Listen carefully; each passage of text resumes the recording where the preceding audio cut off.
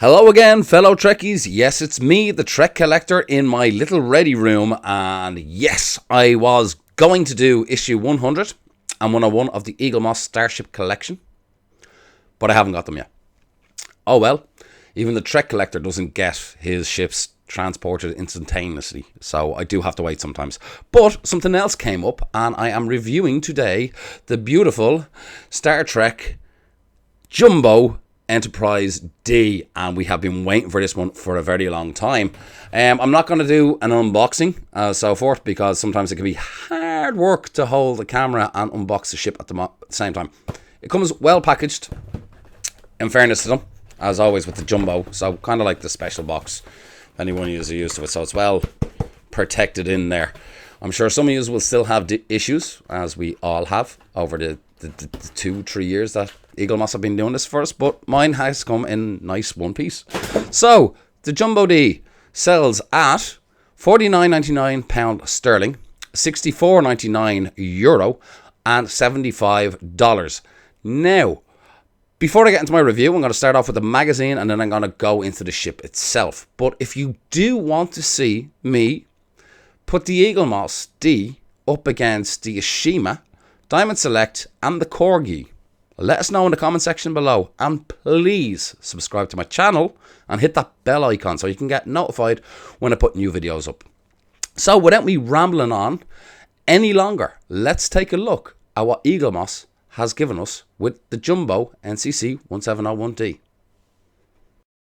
Okay guys, so we have the Star Trek, the official Starship Collection, U.S.S. Enterprise NCC 1701D Special Issue, Galaxy Class Starship, length 641 meters, launched 2263. I think Captain Kirk mightn't be too happy with that, since that we got the Enterprise D floating around when the refit just came into thing. That should be 2363.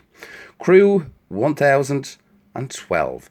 Now, I've done my review already for the ship, which you're going to see very, very shortly, and I'm going to point out, just in case you get confused, where I said there's a couple of things missing from the ship. I'm just going to point out the thrusters here and here, either side. And if we look at the deflector dish more closely, and when I point out about the windows as well, when you see when I kind of refer to them as bay, and the misalignment with the windows here, there should be nothing there, and unfortunately with the misalignment they've gone to there. So just using the cover as a reference. Now I know they're missing the NCC 1701D underneath it, but this is a cover illustration. I'm not too fussed about that, but just so you guys can actually understand, and the thrusters on the saucer section are a few points that I do point out. And also if you look closely then at the cover as well, you'll see the sensor array just underneath here. But yeah, you'll just have to watch the whole video to see what I'm on about. But anyway, let's continue on with the magazine. It is the same. If you got the first Enterprise, it goes on the stand exactly like the first one did. It was first seen at Encounter Farpoint. Revised the deflector, whatever that means. Last seen Star Trek Generations, where it got destroyed, unfortunately. Designed by Andrew Probert. And captains Picard, Riker, and Jellicoe. Now, myself and Damien just only recently did Becoming What Makes a Hero Ship on the Nerd Escape. And it was just actually from doing a little bit of research, and wondering why there was very few concept arts of the Galaxy. And believe it or not, Andrew Probert, when he was working on Star Trek the Motion Picture and the Wrath of Khan, had a drawing up in his office of a starship, and they kind of liked it and said, yeah, that's the approach we want for the next generation. So he had already kind of laid the foundations. So it makes a lot of sense why, if we look at Rick or John or anybody else, when it comes up to saying we need a new starship, and they go through the whole hullabaloo of trying to flesh out and improve a design. So very amazing with Andrew, that he happened, you know, his drawing was spotted and probably saved a lot, because we do know from the guys it's such hard work. But we kind of have back on board in the magazine. We're not getting too much of the design stuff, which would have been covered in the first magazine. So we get lots of interesting facts on when Gene Roddenberry brought Star Trek back in 1987. He knew that he couldn't just recreate the original series, so he brought the next generation. It's kind of interesting, because I know a lot of people are kind of caught in the whole thing with Star Trek Discovery, but that's everyone's own opinion. I'm looking forward to Discovery. And here we have all the guys involved in creating some great guys here. You know, absolutely fantastic. We've got the Enterprise D model there. Gene Roddenberry pictured with TNG's visual effects team from the beginning.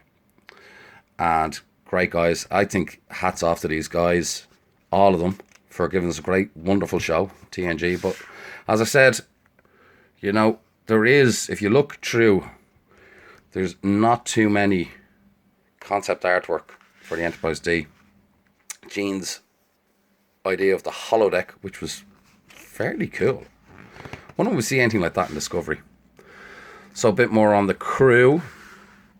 Concept artwork of the bridge, which is neat. Now, I love all the concept artwork. Ben, give us more. And yes, if you haven't already got it, get the Designing Starship volume books.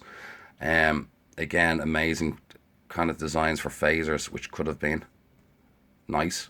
You can see the reference to Star Trek movies previously.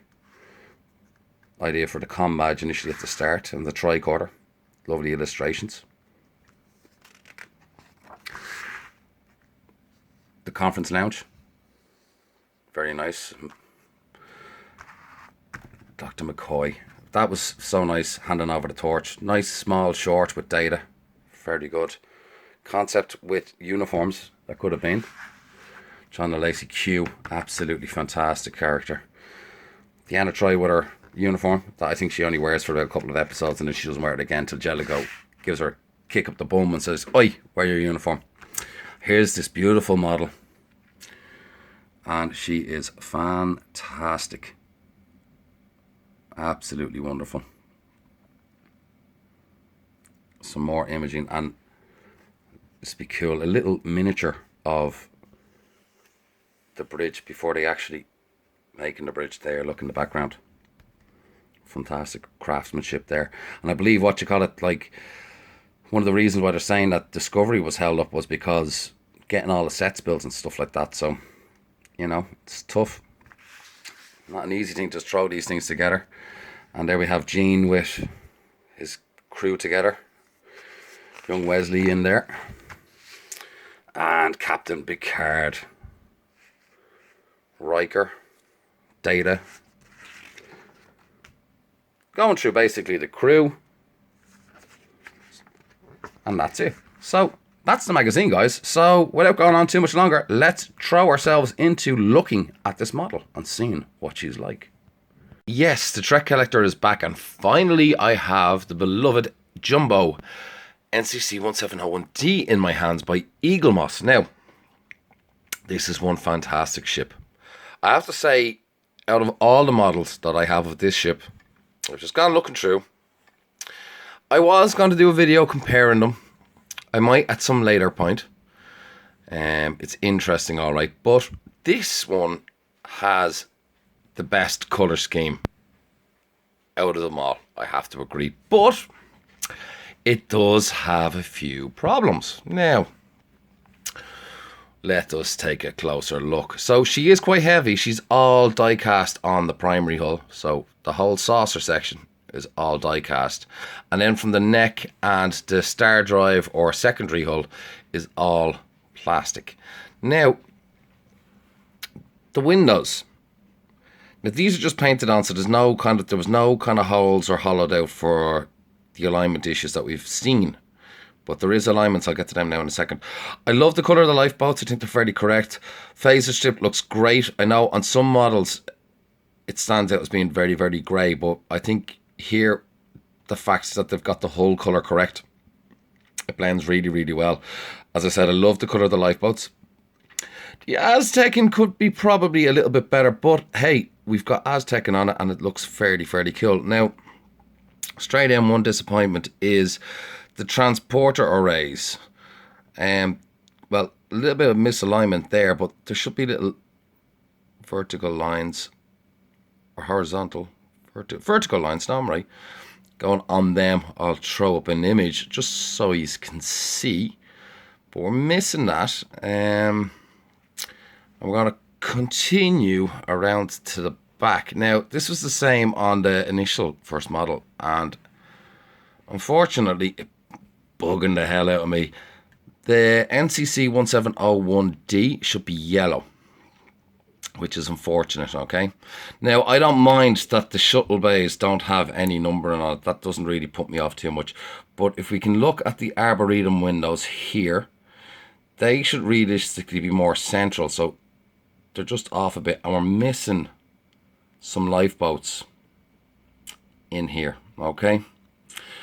But again, then the nasty part, this is one of the worst parts about the ship, is the impulse.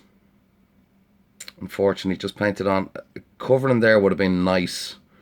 The Corgi did it, the Diamond Select did it, most other models did it, and I wouldn't even mind it. The application of that paint doesn't even seem that clean or crisp.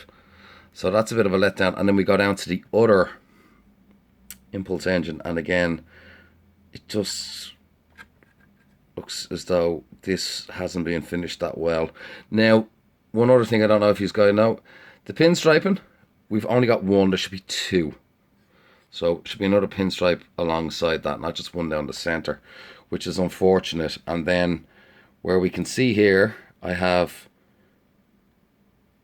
interesting with my port and starboard lights, I've got double up. So it looked as though someone was unsure which went first. So I end up having both, which is wrong. Again, those transporter emitters just, transporter arrays just stand out. But right, okay, let's stop knocking it. We're missing the thrusters as well. So there should be some on the back of the nacelles. There should be some, should be 4 on the saucer sections. They're the yellow ones that would go about here, here, in 4 places. But we'll take a look. One last peeve, which I've hated about models for a long time doing the Enterprise D, is again the deflector array, which could be done a bit better. But overall, she ain't that bad. Now I'm going to get her off her stand. We're going to show you the window misalignments. But apart from that, like, these are bits and pieces that are missing from this model, okay? Here's the misalignments. Now, unfortunately with these, I'm going to try and take these off with some, because it's just completely wrong. The roof there, well, that's kind of like, there's no windows there. The windows are there, and they couldn't have put them in a worse place. Where with the Jumbo Enterprise and other misalignments, sometimes they could get away with it, but you know, there's no windows in those sections. So unfortunately, that's a real letdown. Now it's only confined to the kind of bay windows, if you wanted to call them that. So it's not too bad. As I said though, the rest are kind of like just applied on. There's no kind of holes for them. The captain's yacht could, in my opinion, have a little bit more detail, which is unfortunate. And we're missing a lot of detail from the sensor array around it. But if you look in closely, it is actually there. Those bumps are there. But it looks as though the paint application has just been too thick. So you can see kind of the little bumps that normally go around in that section, but it just seems that they're just a little bit too thick. So we've lost that bit of detailing. And another thing that kind of escapes me that doesn't stand out too much is the photon torpedo launcher. Doesn't seem that evident on the neck, and we seem to be losing it there. Now, I seem very harsh on this model, don't I? Well, look, I still like it. £49.99 sterling, $75 US. I kind of checked out the Diamond Select one. Now, Diamond Select have it on their website as being retailed for $99 US. Now, I didn't pay that much for the Diamond Select. The Diamond Select model is quite nice. It doesn't have any Aztecing. It does come with lights and sounds, and it would be over twice the size of this. The Ashima U.S.S. Enterprise, the 1/2000 scale, is twice the size of this, and you know, nice model. They have a good few bits and pieces wrong. And the Corgi, well, the Corgi for the 40th is a nice little die-cast model. They have quite a lot wrong with its paint. You know what I mean, just wrong colours. It was, I think, £30, if I remember rightly so. You know, they got some details nice, but their paint scheme in general is wrong. So, like, if you look through at most of these Enterprise models, they all have their flaws, but this one just looks stunning because, as I said, I've had all these side by side, and this one looks more realistic.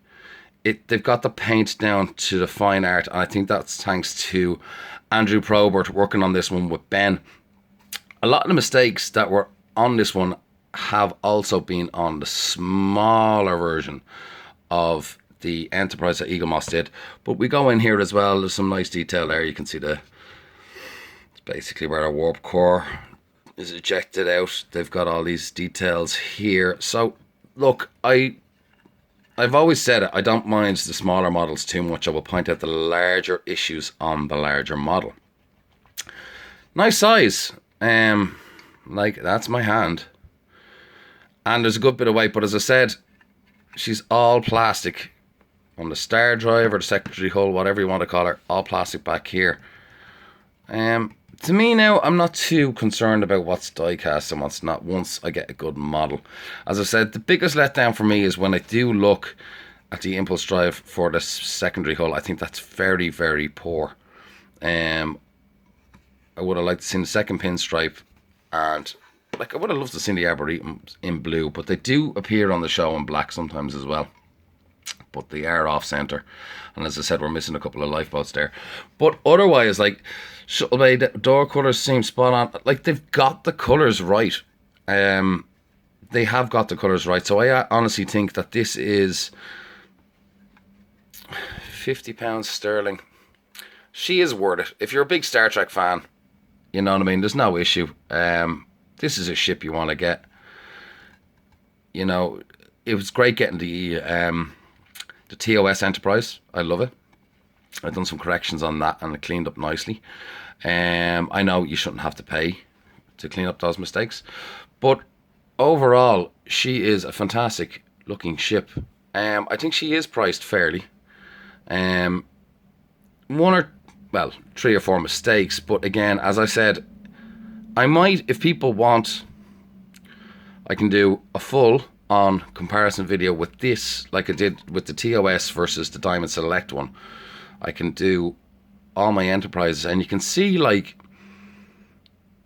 all the companies have their mistakes. The alignment of my nacelles aren't that bad. They're fine. Little one here is a bit wonky, but I can live with that. But man, you know what?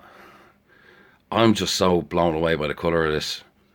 It's just fairly screen accurate as far as I'm concerned, apart from the few little bits and pieces there. But overall, I like this a lot. So I look forward to reading everybody's comments below. And please, guys, like and subscribe and hit that little bell icon to get notifications on when any of my reviews pop out, because it can be so random these days. I do have a few things on the table. I was waiting for issue 100 and 101, which still haven't arrived, but then this cropped up. So yes, this is my review of the Enterprise D, the jumbo scale. I'm just going to put it before I go in scale weight, so people can know at home what she's like. I believe she's over 8.5 inches long, and this is the original Enterprise D that we got in the collection. And if you can see, I've always said it, I think the detail on that model is fantastic, but she's the wrong colour. But they've got the colour so right, and I think Andrew Probert's input there with Ben has been fantastic. It's great to see this ship in the right colour. A lot of people don't know, but that to me is the correct colour. I'm sure that could start a few debates, but that's the correct colour. I don't care. In my head, correct colour. Delighted. I'm over the moon.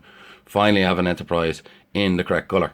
You know, there's been different versions, greyish and whites and stuff like that. That's kind of more so sometimes to do with cameras, lights, how it bounces off the studio model, but that is beautiful. So guys, I will wrap it up there.